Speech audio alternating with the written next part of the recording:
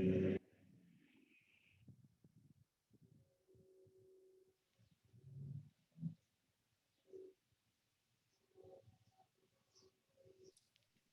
we're live, Conrado. Thank you. Good afternoon, everybody. My name is Conrado Guerrero. I am the president of SEIU Local 99. Welcome to our regional meeting for the month of May. Hope everybody's doing well. Before we start, I want to let everybody know that there is a simultaneous Spanish language interpretation of this meeting with Mr. Alex Chavez, who is our interpreter.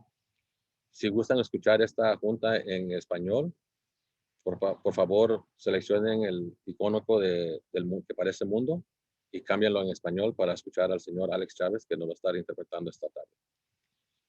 And also, we're also happy to be providing American Sign Language interpretation at today's meeting with our interpreter, Ms. Jan Seeley. And in order to pin Ms. Seeley, just hover over her picture, and where you see the three dots, select the three dots and select pin, and you will pin Ms. Seeley on there. Okay, I'll give everybody about 10 seconds to do so.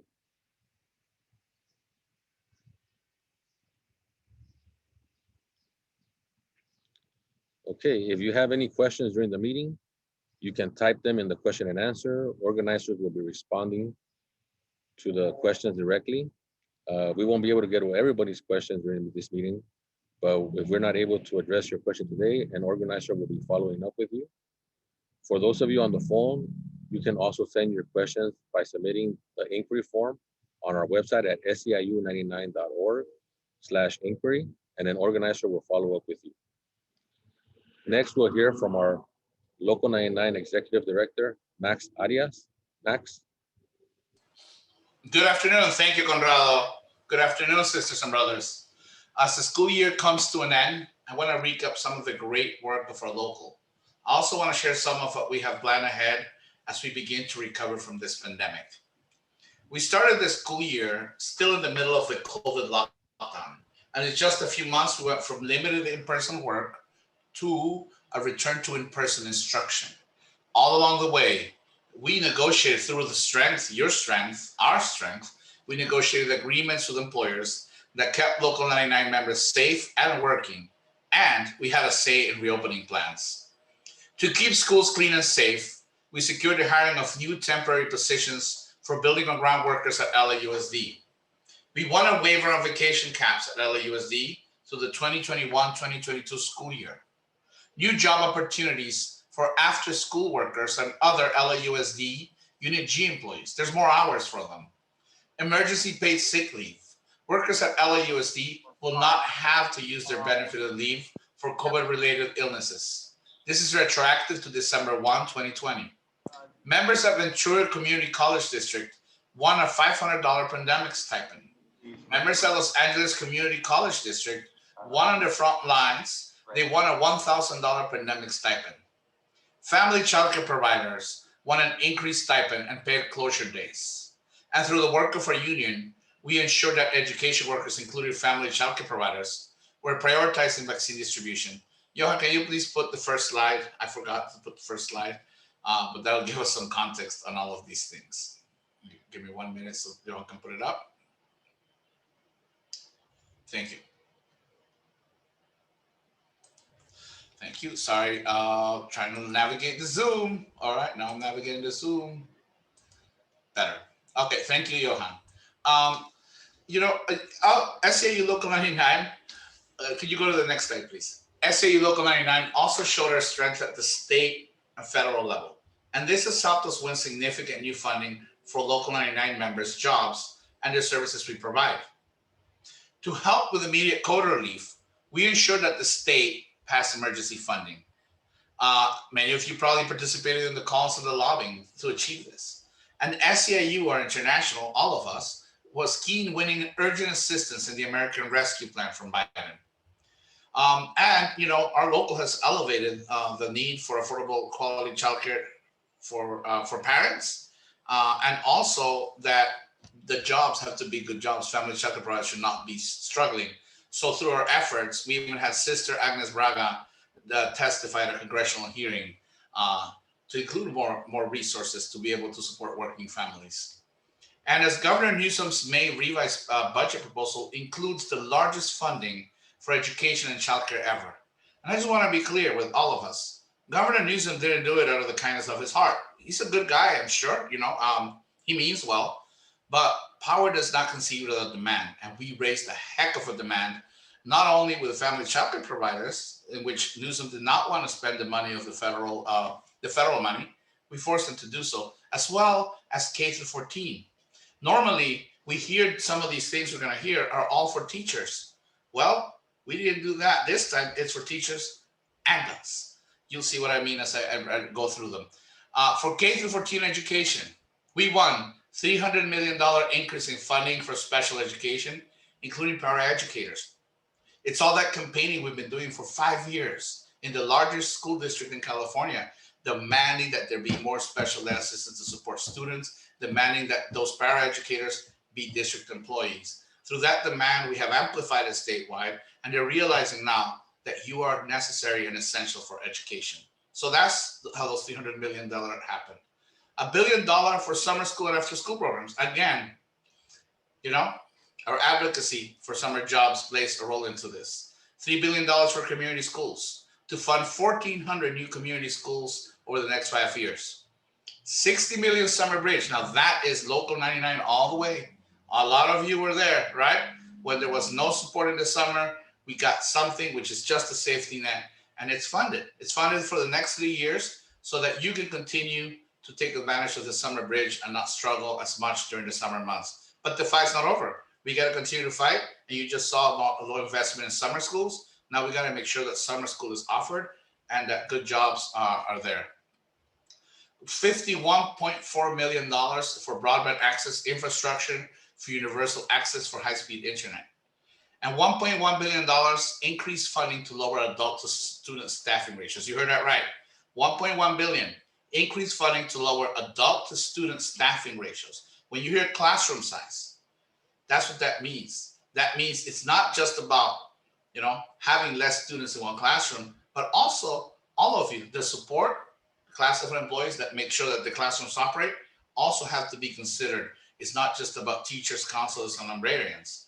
It's about BNG workers, special ed assistants, teachers assistants, after school workers, etc. And we have to continue to advocate for this. Okay, I go to the next slide, please. I think it's the next slide. Anyways, I think it's that, yes. So for early learning and childcare, we won $900 million to $2.7 billion for universal transition kindergarten to roll out over the next 3 years. Okay, so that's good for transitional kindergarten, but the governor forgot one thing, and it's very important. Transitional kindergarten are some of the students, but there's another bunch of students from 0 to 3 and 4-year-olds that require family childcare providers to take care of them. And that's what the governor forgot, and that's what we're pushing for to make the picture complete. It's not just about transitional kindergarten, it's about solutions for all parents. 100,000 additional childcare slots. Can you believe that? 100,000 families. There's almost over 1 million families in a waiting list. Now we'll be able to fulfill this. $600 stipend to family childcare providers per subsidized child enrolled in the program. Some of you have been receiving this already, and there's more coming. $3,500 stabilization stipend for all licensed providers, including those temporarily closed. That is in the May revise. And 16 additional paid COVID closure days for all subsidized providers for fiscal year 2021-2022 to ensure they can reopen after shutting down to quarantine. This is not the final state budget. It's a strong beginning. I just got back from Sacramento today with a lot of family childcare providers. We held a press conference demanding that the governor bring a proposal to increase the rates. We are at the table right now with LAUSD on our 2019-2020 reopener. Remember the contract that we had from 2017 to 2020? Remember you got 6% or 8% raises? Well, there's still one more raise left. And we're fighting for it right now. So this is just a strong beginning, and we have to continue to do it. Legislatures have until June 15th to finalize a budget. And there are some things we're doing now to make sure we win additional funding for some key programs in the state budget. We've come a long way these last You know, I've been here 6 years with y'all. We've come a long way, but we're not there yet. We got to keep fighting. We got to keep pushing, and we got to keep winning. Thank you so much, Conrado, and I hand it right back to you. Thank you, Max. Always great information that you give out. Next, we're going with, well, as you know, I am I make up part of a team from SEIU California's Legislative Committee. And over the last few months, we've been talking to legislators about making sure there is dedicated funding for school cleanliness and maintenance. As you know, we may know, in addition to being SEIU Local 99's president, I am also a building engineer with LAUSD. This gives me the firsthand knowledge of what we need to keep our schools clean and safe beyond this pandemic. I know the building and grounds workers who are custodians and others who clean and maintain schools have struggled with staffing cuts and heavy workloads for years. Now that school cleanliness is finally being considered essential by the state, it's our moment to make sure that this doesn't get forgotten after the pandemic. That's why we just launched a campaign called Safe and Clean Schools for All. We are calling for cleaning standards. We want some districts to adopt the Tier 1 standards set by the Association of Physical Plant Administrators, also known as APPA. This will make sure all schools have the staffing, supplies, and resources they need. A voice in planning, we want all K through 14 districts to work with frontline workers to evaluate the current work and create a plan to comply with cleaning standards. Green cleaning and implementing green cleaning to reduce levels of chemical hazards and protect students, staff, and the environment. Dedicated funding. We want the state to set aside funding for the cleaning and maintenance of schools to meet school cleanliness standards. Without cleaning and staffing standards and dedicated funding, school districts will just continue to make cuts to and undervalue the importance of school cleanliness. That is why I urge you to join us in signing the petition to your local state legislators. Go to our website at seiu99.org/campaign/clean safe schools and sign the petition. Another important campaign is for our Child Care for All. To share more about this, our Union Secretary, Agnes Braga. Agnes? Thank you, Conrado. As you know, I'm your current secretary for Local 99, but I'm also a speech language pathology assistant for LAUSD. And as a working mom, I know how important it is to have access to quality childcare. Right now, family childcare providers are negotiating their first contract with the state. There are 3 key demands they're making that will benefit not only providers, but also all of us who rely on childcare. 1, ensure childcare jobs are good jobs with living wages, benefits, and professional development. This will help recruit and retain dedicated providers. Number 2, make quality childcare more affordable. The state can do this by funding more childcare vouchers, permanently ending family fees, and adding more childcare slots statewide. Providers are also demanding that the state expand care for families needing help on weekends and evenings, or for children who have special needs. And 3, improve communication between the state, local agencies, parents, and providers, and ensure there are no interruptions in care by eliminating any administrative delays in paying providers. To make sure providers win a strong contract and working families win more access to care, I urge you to sign the petition to Governor Newsom and state legislators. Go to childcareforall.org. Thank you. Now I'll turn it back to Conrado. Thank you, Agnes. As you've seen, all of our work is connected to politics. The federal and state budgets impact money available for jobs and wage increases, and the leaders we elect have a direct say on our jobs and our contracts. Here to share more about the budget. Oh, actually, you know what? I'm sorry, I skipped the whole section. We're going into our reports, our employer report backs. So first we have Amelia with MAOF. Amelia?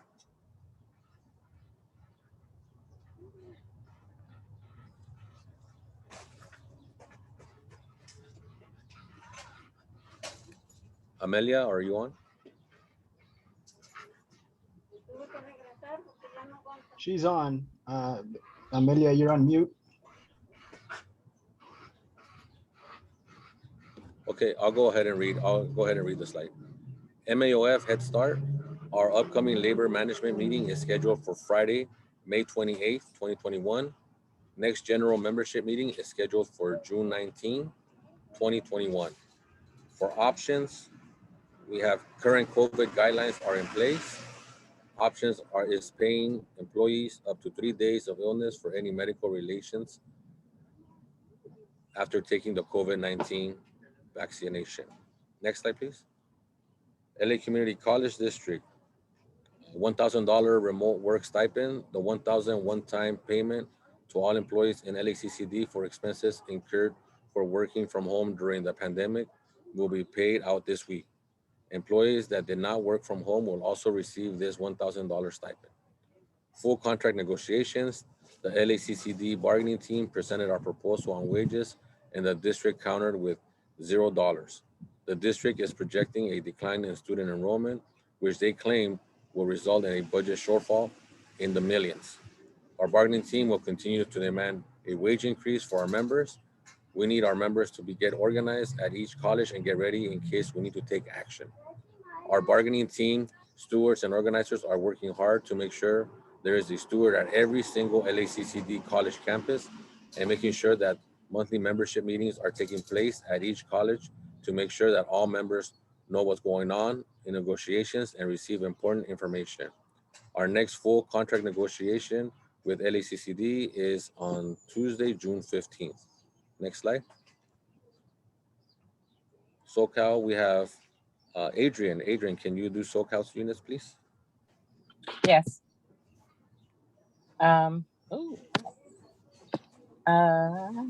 Okay, let's do Compton Unified School District first. In current discussion with members regarding workload issues. If you are also experiencing these concerns, please submit an online inquiry for follow-up. Agreement reached for a one-time off-schedule payment of 2% of each bargaining unit employee salary as set forth in the 2021 salary schedule. Please visit our website for full agreement details. Los Angeles County Office of Education.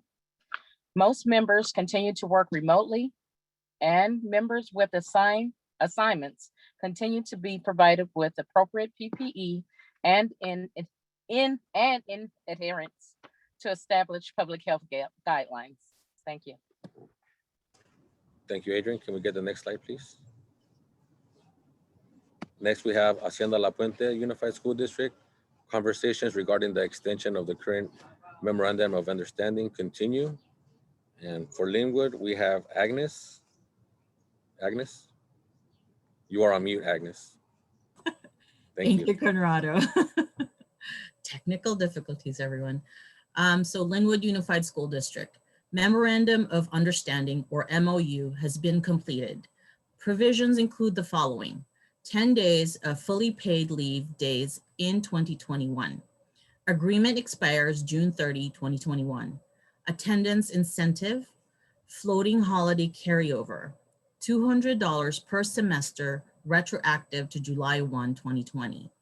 Information was provided to all member on our membership meeting.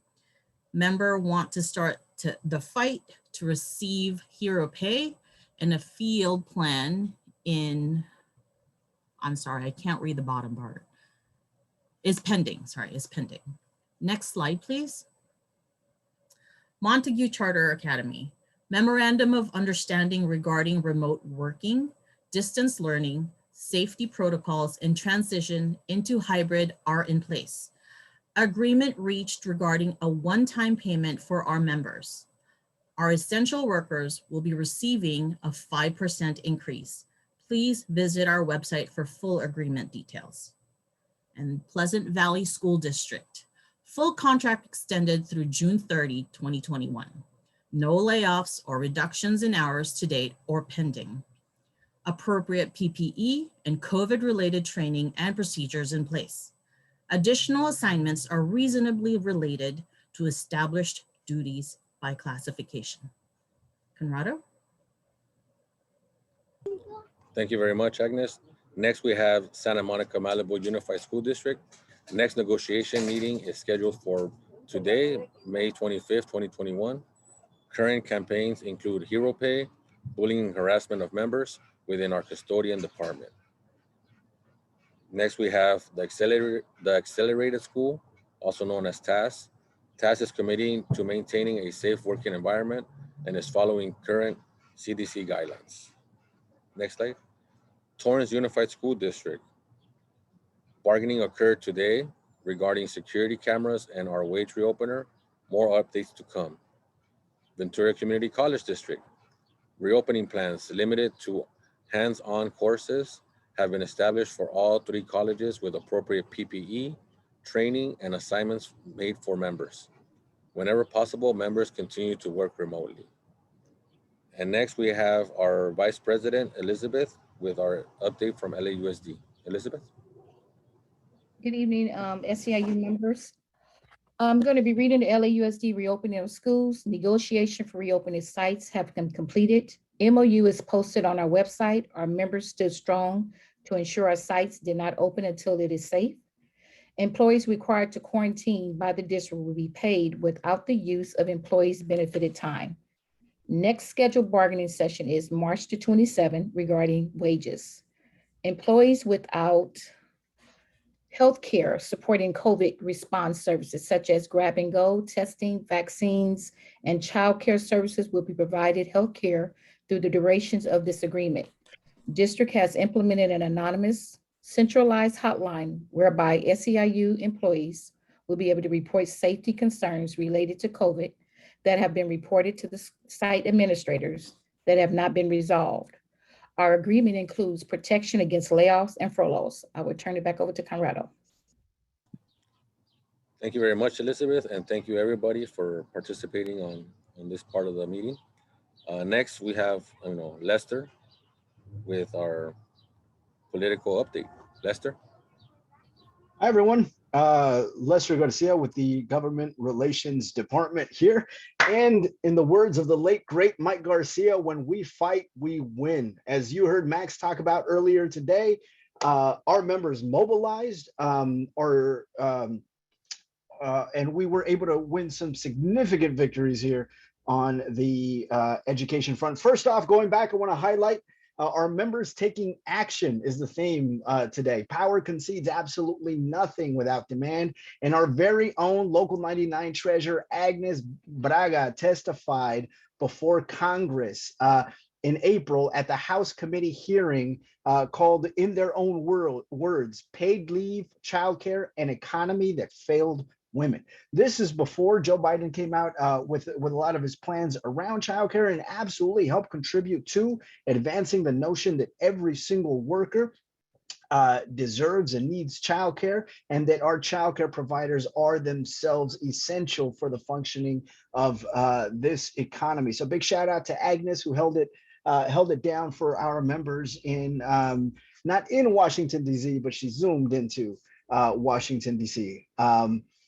Next up, talk about federal action. We have here pictured our executive director, Max Arias, with our executive board member and bus driver, John Lewis, there with our newest Senator, Alex Padilla, out of the Valley, and also out of the Valley, our representative, Tony Cardenas. Here they have at a press conference with Austin Butner at one of our bus yards. And here we're advocating for a clean commute bill at the federal level. So what this would do is would bring money into our transportation department to replace our diesel school buses with electric buses. Not only that, but it would provide actual money for training for our mechanics to make sure that our diesel mechanics are not left behind, but we have actual training on the new technology to maintain our electric, if funded and if passed, electric vehicles and to bring those skills along. as well. So safer for the environment, safer for our communities, safer for our kids, safer for our members, right? Now, at the federal level, like I said, federal folks taking federal action here. I won't recap too much because I think Max said it all. 27 billion in, that's right, with a capital, I should have put a capital B on there, in state fiscal relief, 18.5 billion in local fiscal relief. That means 27 billion to the state, 18.5 billion that's going out to cities. This is just for California, and more than 15 billion in direct relief for K-12 schools. And as you all seen, stimulus checks and additional relief tax credit of up to $1,600 per child. And so again, when we fight, we win. When we make calls, when we mobilize, we absolutely can move things. All right, at the state level, we're taking action at the state level. So you, our members, held lobby visits with every single representative in LA County, and some in Orange County, and some in San Bernardino County, and some in Ventura County. But we met with every single representative to demand more investments in childcare, to demand more investments in cleaning and safety standards, in special ed, in sick leave, and a whole slew of other things. Here we are with Senator Holly Mitchell. This was prior to her becoming elected as supervisor. So in addition to meeting with our state legislators and making sure that they know and understand what our members need, what our children need, what their families need, all of you took action. So we made over 2,500 phone calls to state legislators, right? We made our voices heard. We sent over 1,700 emails to them as well, making sure that they were moving on childcare, that they were moving on cleaning standards, that they're moving on increased investments in education. And as a result, as Max said, we have the highest budget in education that California has ever seen. And so just in the first part of this year, we had an extra 4.6 billion for K-12 through 2022. 391 million just for the hiring and hours of paraeducators, over $500 million in COVID relief for childcare providers, and about 1 billion for early care and education. So that includes our early ed centers as well as our childcare providers. And we're not done yet, folks. We're still at the table. We're pushing for more. And this is a big one. I see some of those questions coming in on the question and answers. We're trying to get to as many of them as possible. An additional 60 million for the summer bridge program. So that means that this local has been able to move almost $150 million total just for summer bridge over the last 3 years. That's a direct one-to-one match. Whereas before that, our members weren't having any support during the summer, no access to unemployment, and very little options for summer school. Now our members qualify and are able to draw down those one-to-one matches. That's over $150 million, folks, over the last 3 years. So just to give you a sense of where we're at in the process, you've seen this. I think this is maybe the third or fourth time I've covered this timeline, and I just want to keep drilling it here. We are in May. Obviously, we had what we call the governor's May revise. Taxes were pushed back from April 15th to May the 17th. So now the state of California knows how much they have in revenue. The governor put out his budget and includes all the things that Max, our executive director, Max Arias, talked about at the top of the meeting. You heard Conrado talk about it as well. All of those things are included in the May revise, and that's not even the final budget, right? The final budget won't be voted on until June 15th. We are making headway. Tomorrow, you're going to see some additional budget come out of the legislature. So the governor comes out with his budget, the legislature discusses their budget, and then hopefully they come to terms on a final budget. You'll see that come out tomorrow. And as our executive director, Max Arias, stated, $1.1 billion to support staffing, which we're going to continue to push. I dropped that link into the chat. Send your emails around the custodial staffing, around the custodial standards, to make sure that we get that money set aside, make sure our schools are clean, safe, and sanitary. And like I said, there's more to do. Sign that petition. send those emails and support our family childcare providers as well. Follow us on Facebook to see how you can get involved on that.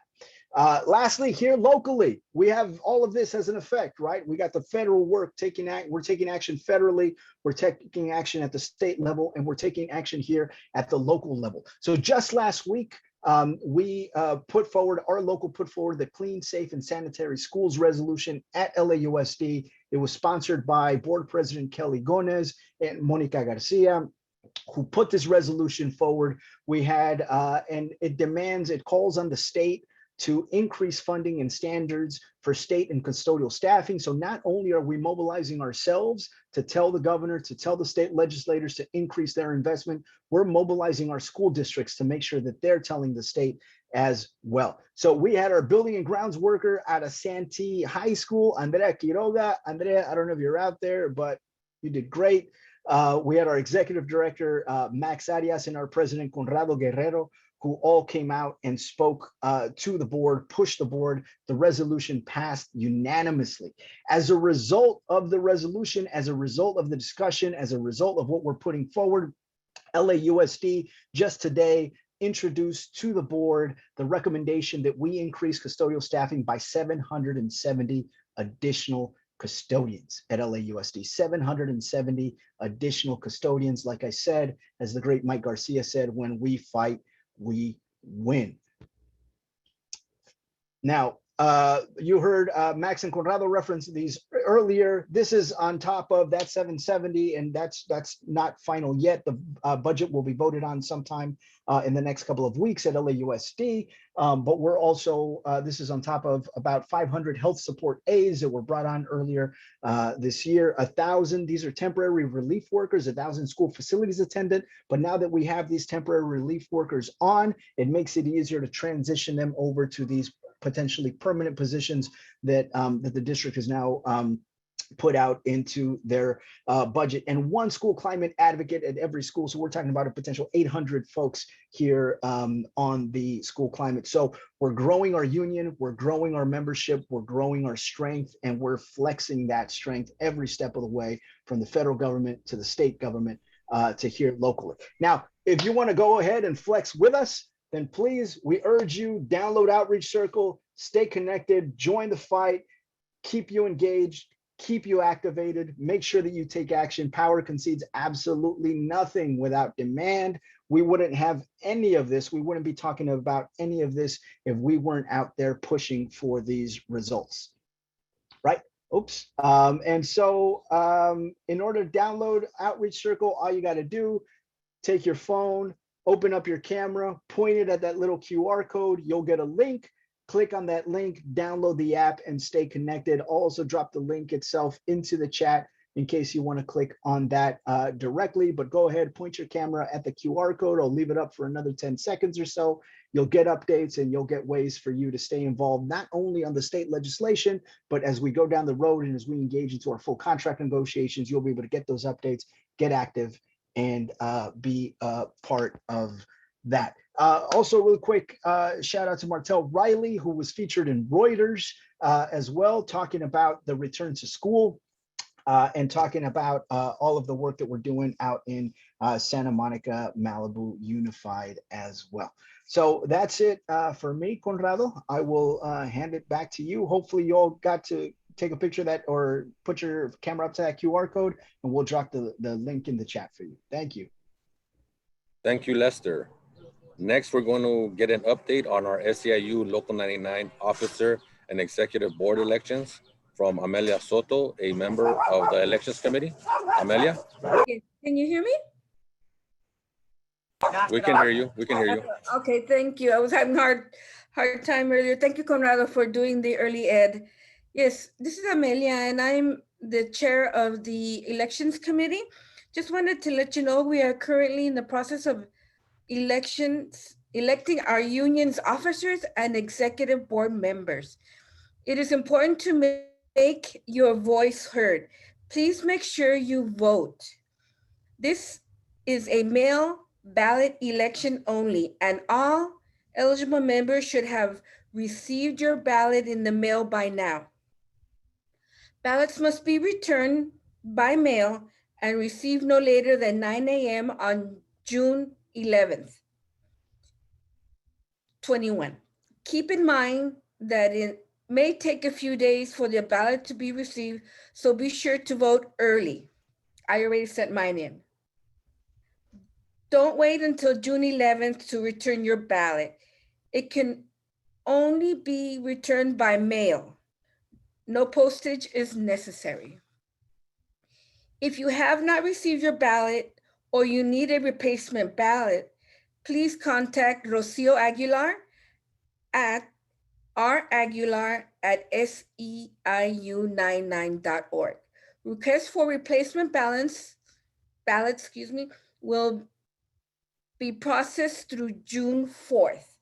Ballots will be counted on June 11th. For more information, visit our website, and always keep in mind, like they said, vote is power. So make sure you get that in. Thank you so much for your time. And thank you again, Coronado, for taking over the small ed. No problem. Teamwork. Thank you, Amelia. Thank you. Now we're going to open it up for questions. We're going to take some of the frequently asked questions we received at registration and during this meeting.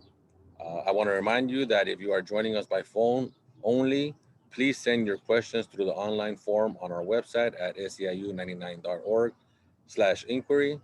Organizers will be following up with you in the coming days.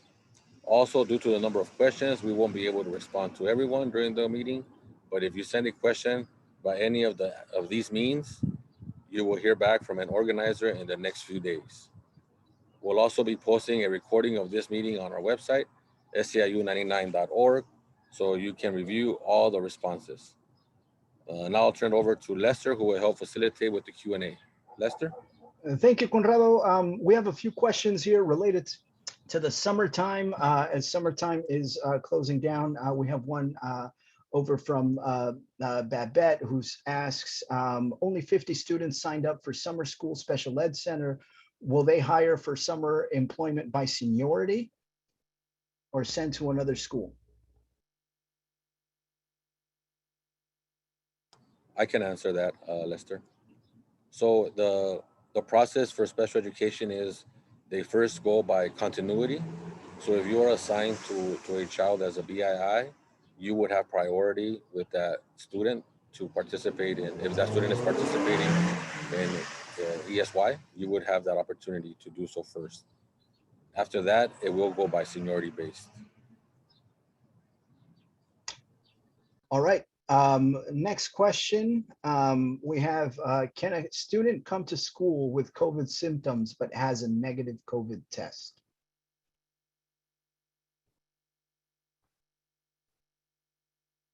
I don't know if Pam, if you're on.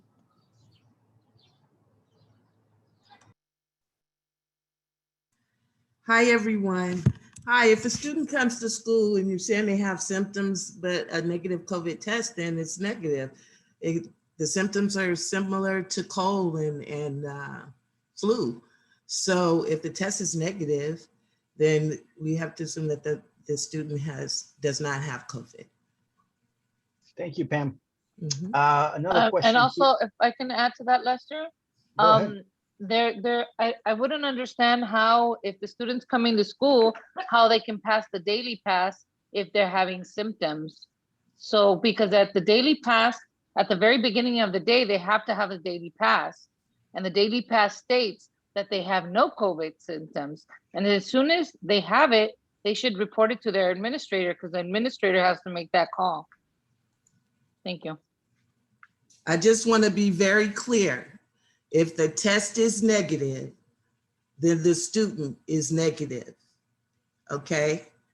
We don't want to go around and start accusing or causing attention to someone who may have a cold or allergies or something like that. So the tests have proven to be effective. If it says they're negative, they are negative, okay?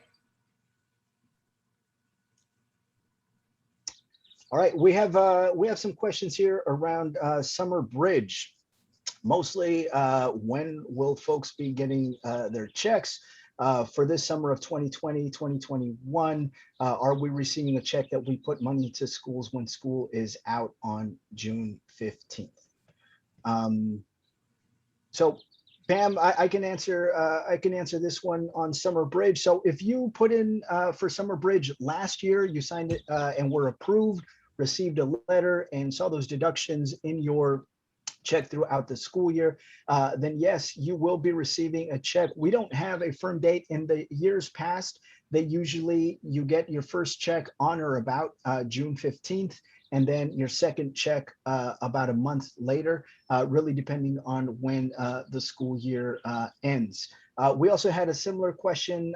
Folks say that they applied earlier this year for next summer, summer 2022, but haven't received a letter confirming that they are in fact eligible for the program. Typically, those letters don't go out until after June the 1st. So keep an eye out in June, you should be getting that letter. And like we reported earlier, we were able to secure an additional, through your actions, I should say, were able to secure an additional $60 million, which all but guarantees that we will have the one-to-one match, not only this summer, but the following summer as well.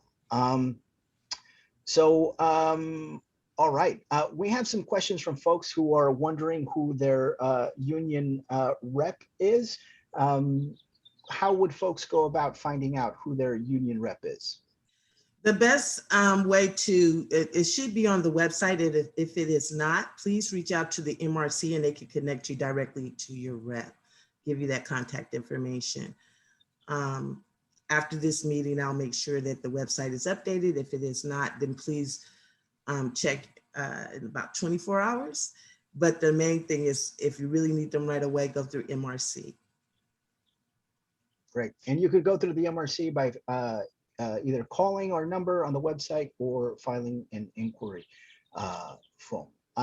We have some folks asking about Hero Pay and asking if there was an agreement reached regarding Hero Pay. At this time, Hero Pay is not, district is not paying Hero Pay to any employees. However, we are in negotiations for the reopener and we are negotiating for a bonus and a wage increase. Max, would you like to comment on that some?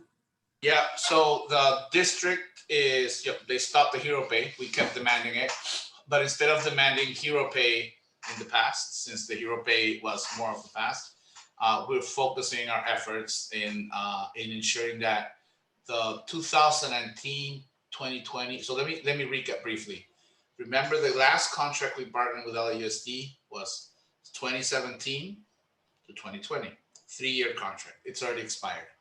You got a raise for 2017, 2018. LAUSD workers got 3% or 4%. The second year, you got 3% or 4%, which means people got 6% or 8%. Remember, if you hadn't gotten the 15 back in the day, you got 8%. So we still need to negotiate the third year. So the goal is to make a demand for a big raise, right? Something bigger than like what they usually like to do, which is 2%, that type of stuff, something more significant than that. So that is what we are at the table with LAUSD. We just had one session. They countered with a proposal. They are offering some money, but it's not enough. So we're pushing back.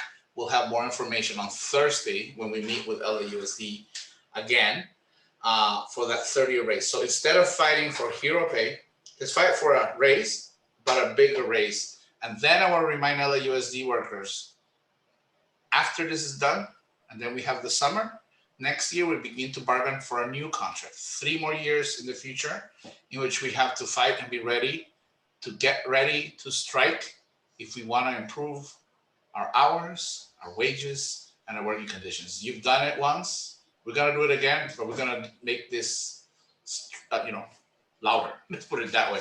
So just wanted to give some context, and it's the same in every jurisdiction.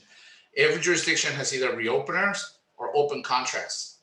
Fight for Hero Pay was there. We won some, but you know what? It's not over because now there's money. You just heard it, right?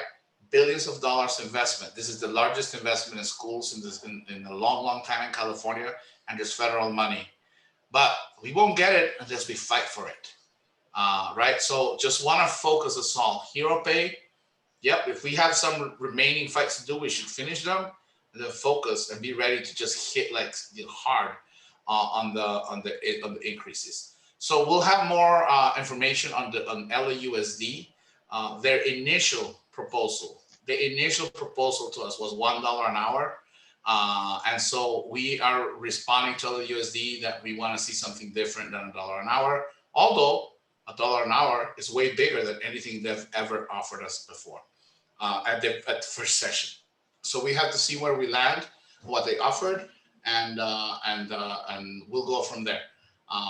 But we have to make sure that it's retroactive and all that type of stuff, right? That we know we have to fight for. So we all have to be prepared to organize after Thursday when we talk, if the offer is awful, to fight for more. So we have to be ready to fight for more. Thank you. Hope that's helpful. Max, and on that, just an additional question related to what you just said. There's somebody asking, you know, if we're part of if we have a Me Too clause with the teachers, does that not also include increases? It does, but the teachers have not gotten increases. Actually, let's be clear. You got 6 or 8%, and we're still fighting for one more year. The teachers only got 6%. They got less than all of you got. So I want to be clear. This time, we beat the teachers at the increases. The teachers have not gotten 50% increase, nothing like that. But if, and so that's the contract. So the new contract is starting. We do have a Me Too clause in all our, basically every contract that we have. But this last thing we're bargaining, we are the only unit that put that clause in there. So we're able to bargain for a third year. Maybe the Teamsters or some of them, they put Me Too's, because I want to share something else with you, and I hope you realize this. You have been setting the trend in LAUSD and the districts. The raises we get, it used to be backwards. Remember, teachers got a raise, we kind of used to get it. Now it's the other way around. We get these things, and then everybody's scrambling to get the things that you get through your fight. No layoffs, no cutting hours we got this year. The stipend of $5 an hour, the childcare stipends that we got for teachers, and you know, so we have to continue to organize. And remember, we got to continue to change the mindset of the public that schools, they can operate without teachers and principals, but they cannot operate without you.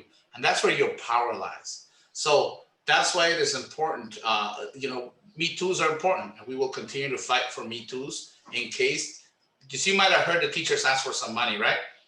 Just off randomly, you might have read the newspaper. Yeah, we put a Me Too across the table just in case the teachers happen to get some extra money so we can get it too. But we have to fight for that Me Too. So stay tuned.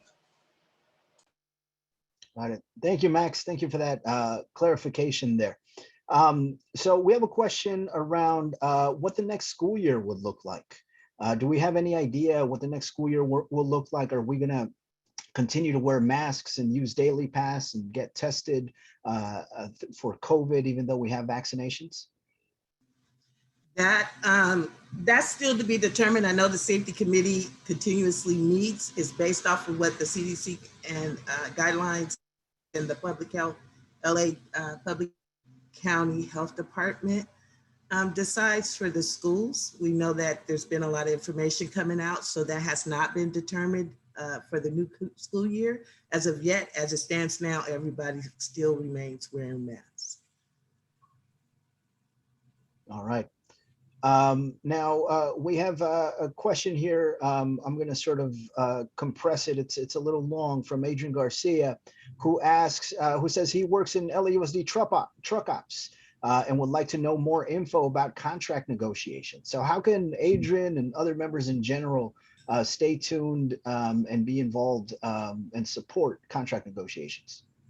The best thing to do, I know that at for procurement truck ops, you have Tony, you have a couple of members that's on the bargaining team, which is Tony Amata, and you always have access to your rep, which would be Raquel, we call her Rocky, but you always can call the MRC and we can answer your questions based off of the information that you are inquiring about, as well as checking the website and getting the most update information as possible. Great. All right, we have a question here. What happens if 10 kids in one classroom are out sick? Does that classroom have to close?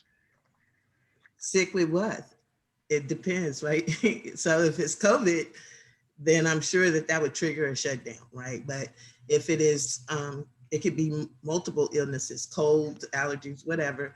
So we can't determine that. That would be based off of the school itself. Got it. And based on that, Pam, we have a few questions in terms of, positive cases. What's the protocol? What is district supposed to be doing? Or what are districts, because this applies to everybody, right, supposed to be doing if and when somebody comes out positive, whether it be an employee or a student? What's the protocol? Well, there's two protocols. The first one is once they get a positive case, they always have to notify the folks that were within a certain amount of feet for a certain amount of time. I think it's more than 15 minutes and closer than 6 feet in proximity. They're supposed to notify them because then they have been exposed, and then that triggers the quarantine language.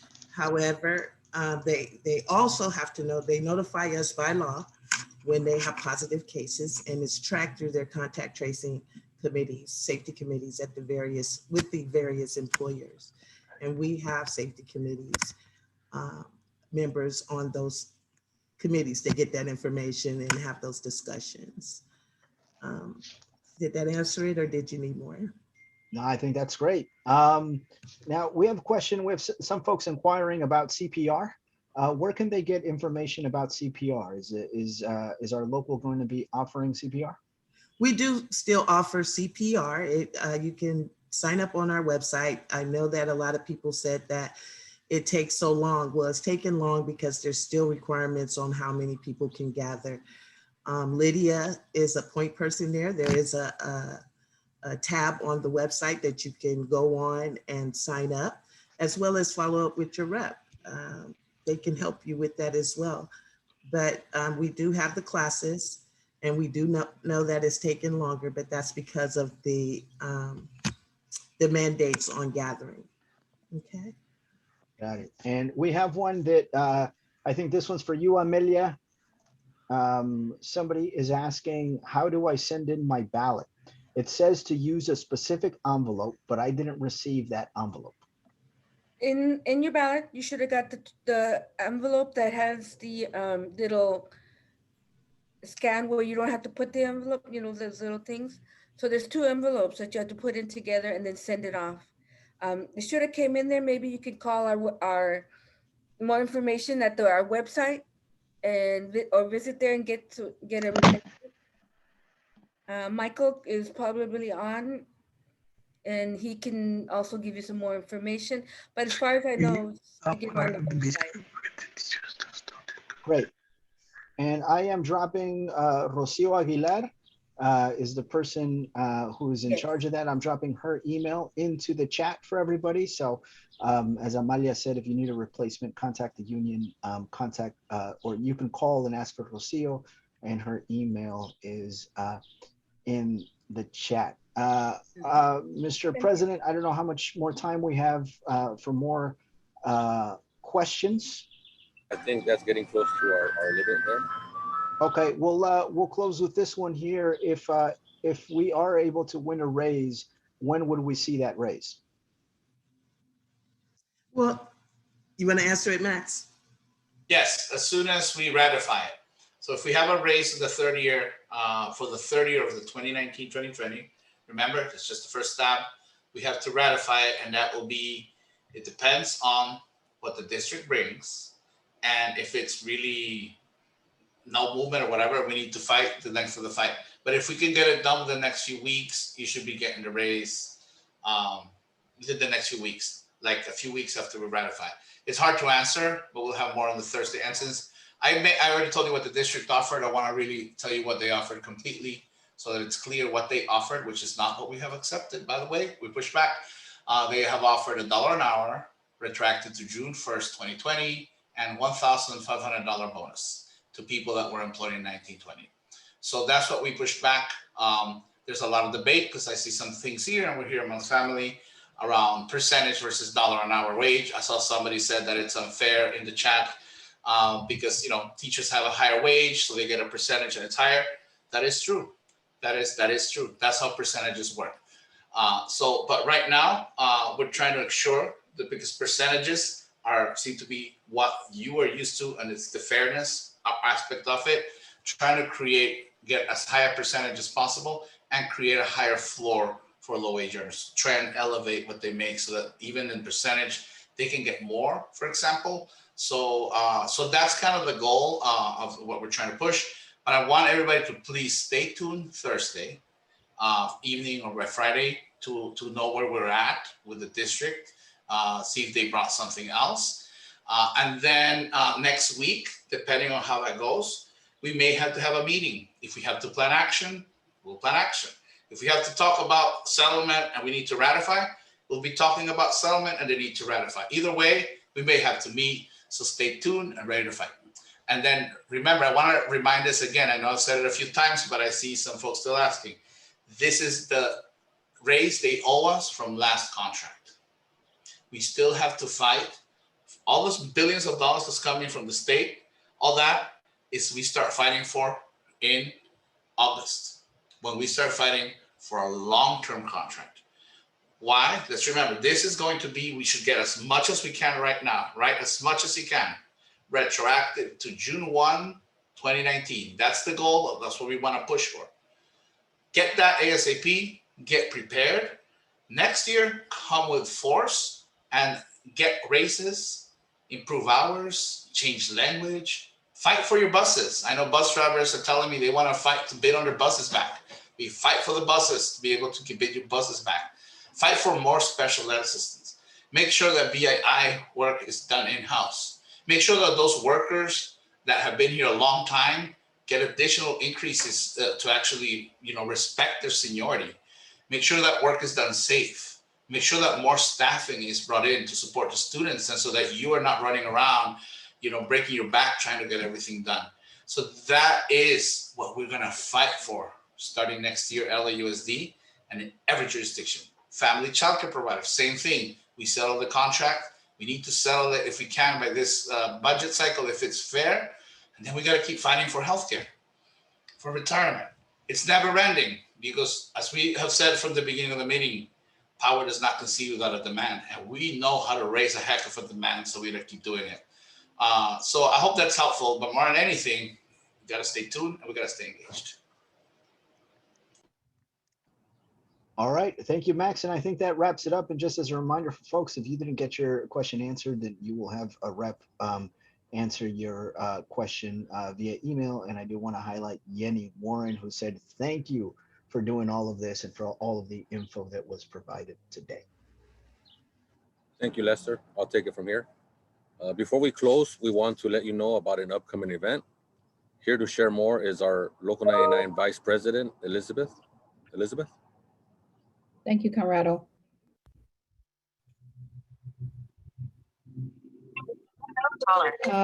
Currently, we're going to be having a roundtable discussion with the U.S. Secretary of Education, Miguel Conrado. I can't see the screen.